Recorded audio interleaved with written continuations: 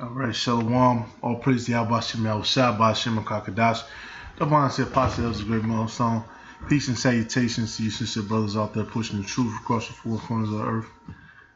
Real quick, just a quick hit.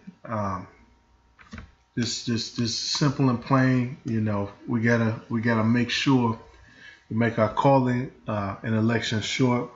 Make sure we hit every point in the scriptures, and we back it up with the scriptures. And so that when the elect see these points, they'll be drawn to it, because it's not us saying it, but it's the words of the Heavenly Father. This is 2 Samuel, and this video is just about the topic. Was King David a racist? Because the concept of racism has now changed into well, it's not changed. It's the same. It's the same. You know, basically. Let me look it up real quick. Right, the term originally goes back to racialism, racialists, because these Edomites, Salakia, these Edomites heavily enforced different things under racism, different violent acts against us, and that's what we think of. It's kind of a taboo kind of thing, but really, racism is just being for your race. You want your race to be on top. Now, we're not saying, because that's what Esau did. They committed acts of violence and acts of terrorism against other nations, all under the guise that he was the top nation on this planet. Okay, and that's all through his blessing, of course. But now we're coming to a whole new, I won't even say new, we're coming back to who we are, and it's important to remember that's a gift, and that there's nothing wrong with being for your people over all people.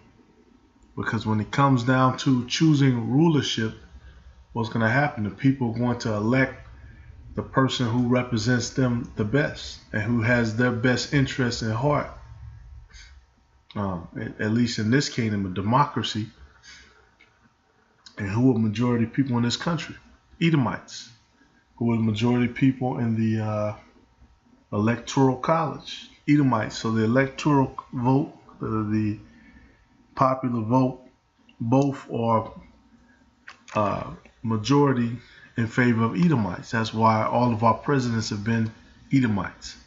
Was this a racist practice for them to only select people that look like them? It was. Did it help to advance their civilization, to keep their empire going? Of course, because that's what you're supposed to do. But now, you know, these people who are in charge now, these are the wicked. So, you know, it's a whole different dynamic than us who are the chosen.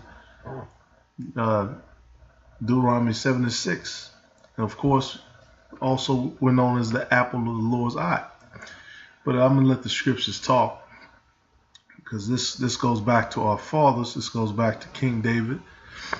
2 Samuel 7:8. Now therefore, so shalt thou say unto my servant David, thus saith the Lord of hosts, I took thee from the sheepcote, from following the sheep, to be ruler over my people, over Israel. And I was with thee whithersoever thou wentest, and have cut off all thine enemies from out of thy sight, and have made thee a great name. Like it said, to be a ruler, he made David to be ruler over my people, over Israel. And I have made thee a great name, like unto the name of the great men that are in the earth. Moreover, I will appoint a place for my people Israel, and will plant them, that they may dwell in a place of their own, and move no more. Neither shall the children of wickedness afflict them any more, as before time. And as since the time that I commanded judges to be over my people Israel, and have caused thee to rest from all thine enemies. Salakia. Try to be still. and have caused thee to rest from all thine enemies, right? Also the Lord telleth thee that he will make thee a house. He's gonna make us, he's gonna set them up. Verse 12, and when thy days be fulfilled, and thou shalt sleep with thy fathers, I will set up thy seed. What's that word? Seed. What's the Zarai? Or Zarai? I believe that's Zarai. Salaki. I don't have my notes from. I believe that's Zarai, a seed, sowing, semen, offspring, descendants, posterity, children. There you go. So it's a thing of blood. You have to be a blood relative of this man for you to be able to receive the gift that was prophesied to be favored of his seed. You have to be a blood relative. It's not for everybody. Or it would have said that.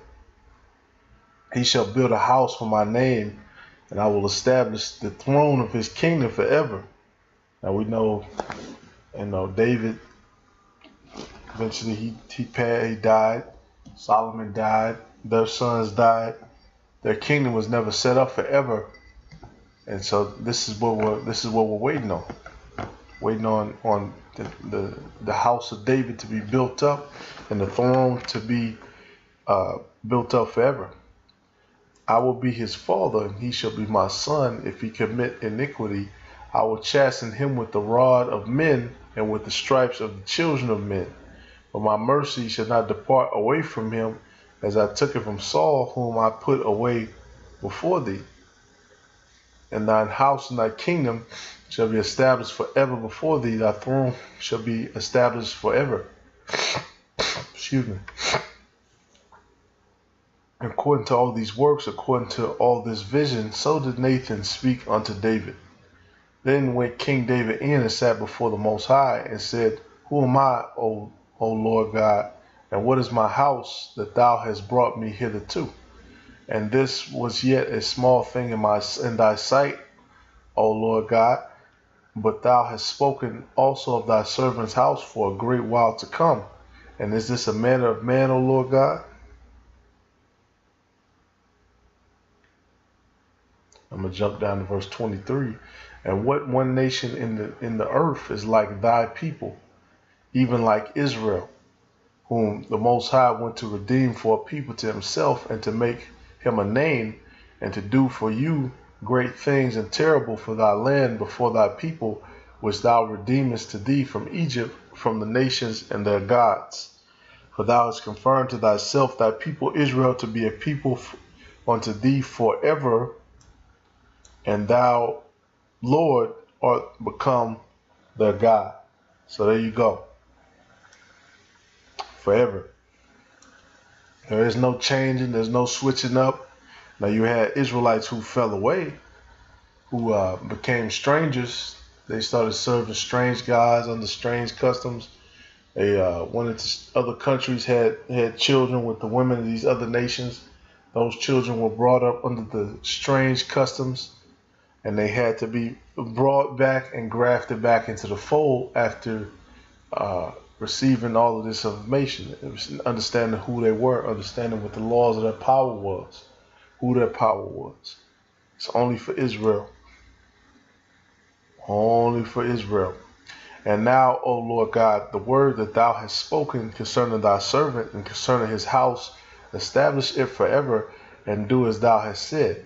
And let thy name be magnified forever, saying, The Lord of hosts is the God over Israel, and let the house of thy servant David be established before thee. For thou, O Lord of hosts, God of Israel, has revealed to thy servant, saying, I will build thee a house. Therefore has thy servant found in his heart to pray this prayer unto thee. Once again, it's going to say it again, man. They're going to be blessed forever. I'm going to jump to verse 8, though. This is what's happening in verse 8. Chapter 8. So the whole chapter is good. I'm not gonna read it. I'm not gonna read it. You know, you can read it yourself. But basically, what's happening in this chapter is David using the power that Yahweh Shai gave him. David smote the Philistines, subdued them. He smoked Moab.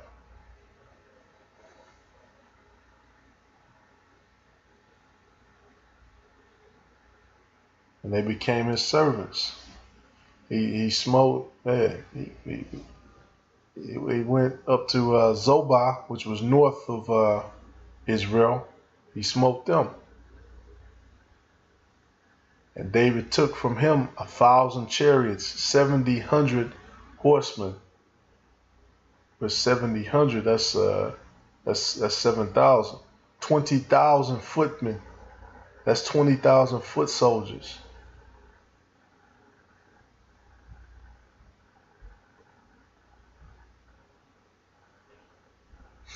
Put garrisons in Syria of Damascus.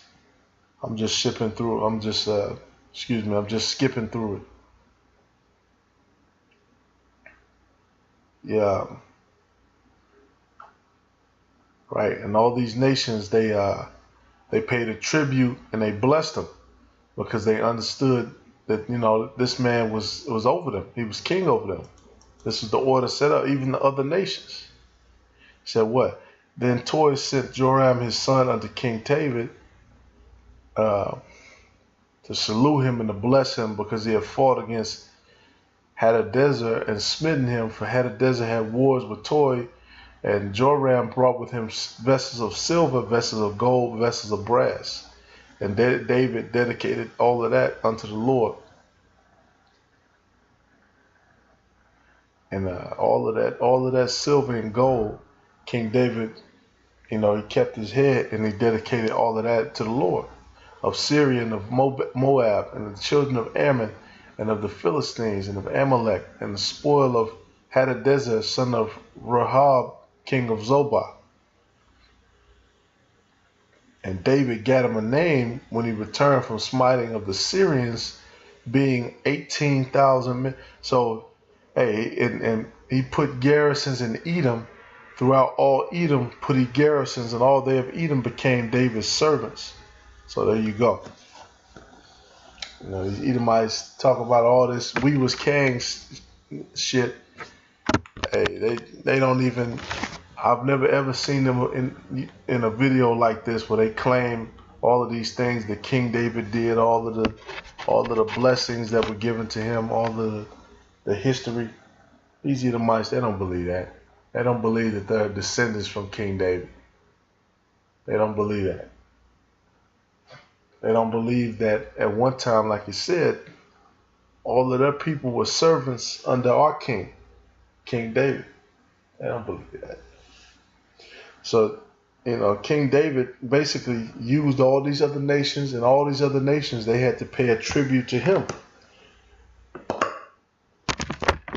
So that should answer your question. Was he racist?